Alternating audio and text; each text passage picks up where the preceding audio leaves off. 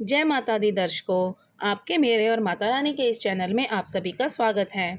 आज की इस वीडियो में मैं आपको माँ मंगला गौरी व्रत के महत्व, उसके मंत्र और व्रत की कथा सुनाऊंगी।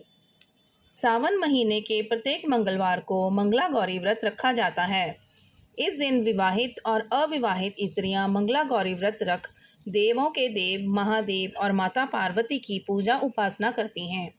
इस व्रत के पुण्य प्रताप से विवाहित स्त्रियों को सुख और सौभाग्य की प्राप्ति होती है, वहीं अविवाहित युवतियों को मनपसंद वर मिलता है।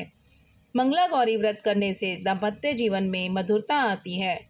अगर आप भी मनोवांछित फल पाना चाहते हैं तो मंगला गौरी व्रत के दिन विधि विधान से महादेव संग माता पार्वती की पूजा उपासना करें। साथ ही पूजा के समय मंगला गौरी व्रत कथा का पाठ अवश्य करें। मंगला गौरी व्रत शुभ मंत्र कुछ इस प्रकार हैं। ह्रीं मंगले गौरी विवाह बाधाम नाश्य स्वाहा। सर्व मंगल मांगल्ये शिवे सर्वार्थ साधिके शरण्ये त्र्यंबके गौरी नारायणी नमस्तुते।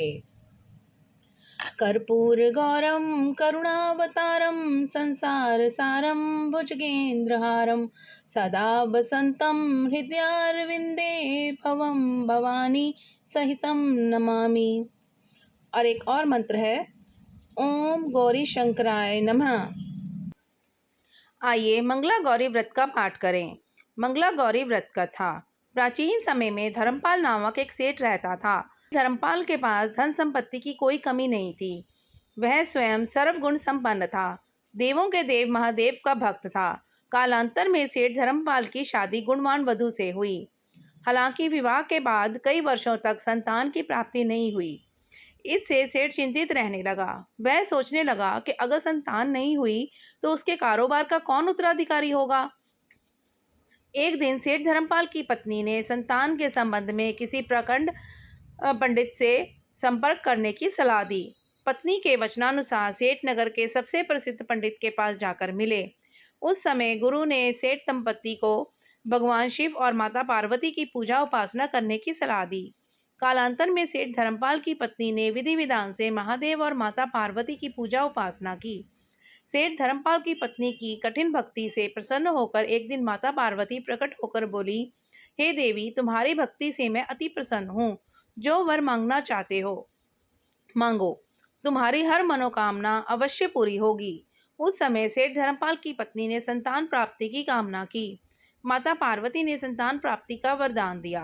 हालांकि संतान अल्पायु था। एक वर्ष पश्चात धर्मपाल की पत्नी ने पुत्र को जन्म दिया। जब पुत्र का नामकरण किया तो उस समय धर्मपाल ने माता पार्वती के वचन से ज्योतिष को अवगत कराया।